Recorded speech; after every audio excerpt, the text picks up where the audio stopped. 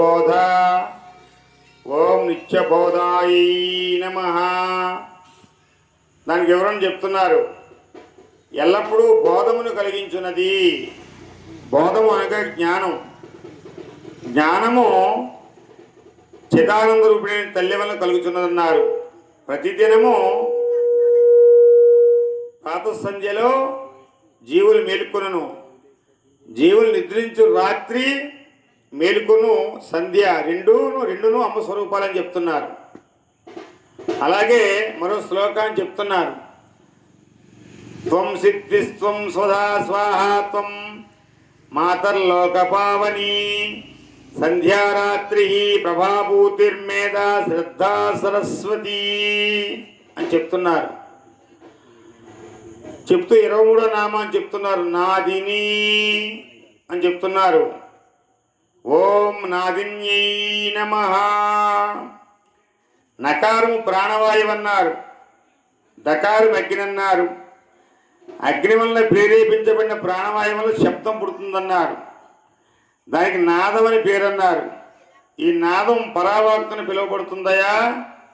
ఓంకారనాదాన్ని పరమాత్మ స్వరూపమైన శబ్ద బ్రహ్మగా గుర్తిస్తాం. అందువల్ల తల్లి నాదిని అని చెప్తున్నారు. మరో నామాన్ని చెప్తున్నారు. జనమోదిని 24వ నామం. ఓం జనమోదిన్యై నమః అని చెప్తాం. దీనికి వివరణ చెప్తున్నారు. జనులకు మోదమును అనగా సంతోషమును కలిగించు తల్లి. ధనం, బంగారం, వస్త్రం, గృహం మనకు వినియోగపడే వస్తువులు అన్నీ లక్ష్మీ కటాక్షములు లభించేవే. ఏవి లభించినా మనకు సంతోషం కలుగుతుందన్నారు. అందువల్ల తల్లి జనామోదిని. ధనం బాగా ఉందనుకోండి ఎంత సంతోషమో, బంగారం ఉందనుకోండి సంతోషం, మంచి వస్త్రాలు ఉన్నాయనికి సంతోషం, అది కూడా ఐశ్వర్యమే. మంచి గృహం ఉంది, ఇల్లు, సంతోషం. ఇలా చాలా చెప్పారు. అలాగే మరో నామాన్ని చెప్తున్నారు. సత్య ప్రత్యయని. ఓం సత్య ప్రత్యయని నమః అని చెప్తున్నారు. దీనికి వివరణ చెప్తున్నారు. సత్ అనగా పరమాత్మ అన్నారు. సత్తు అనగా పరమాత్మతత్వము సత్యం అన్నారు. ఇక ముందే మనవి చేశాను. దీనికి ఆది మధ్యాంతం లేవన్నారు. అందువల్ల త్రికాల బాధితమైనది. ప్రత్యయము అనగా విశ్వాసము, వశము అని అర్థములు కూడా కలవన్నారు. తల్లి సత్యమైనది కావున భక్తుల విశ్వాసము కలది. సత్య ప్రత్యయని అనగా సత్యమునకు వశమై ఉండునది. సత్యమేవ వరో ధర్మ. అందువల్ల సత్యవంతులైనటువంటి భక్తులకు తల్లి వశమై ఉండును.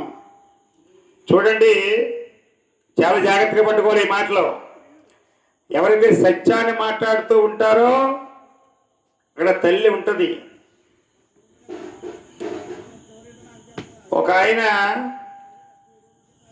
వీళ్ళు ఆడుతూ ఉంటారు కదా, తెలుసున్నదే, క్లబ్బులు వెళ్తూ ఉంటారు. ఆ క్లబ్బుల్లో పేకాట ఆడుతూ ఉంటారు.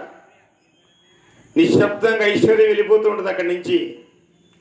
ఇక్కడ భార్య అడిగిందనుకోండి, మిత్రుడింటికి వెళ్ళానని చెప్తాడు, క్లబ్కి వెళ్ళానని చెప్పడం.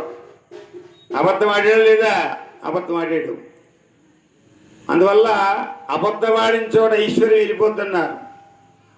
అలాగే కాదు, దీంట్లో అబద్ధమాడితే ఐశ్వర్యం వెళ్ళిపోతున్నారు. కాబట్టి ఆ తల్లి